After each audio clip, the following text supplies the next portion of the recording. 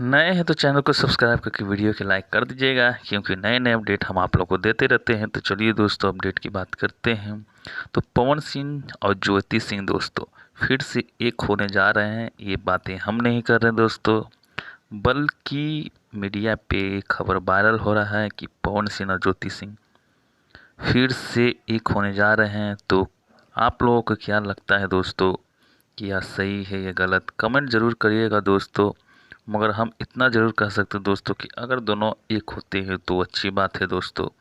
तलाक का जो मामला चल रहा है वो ख़त्म हो जाएगा और दोनों मिलजुल कर रह सकते हैं, क्योंकि इस खबरें दोस्तों तेज़ी से ये वायरल हो रहा है।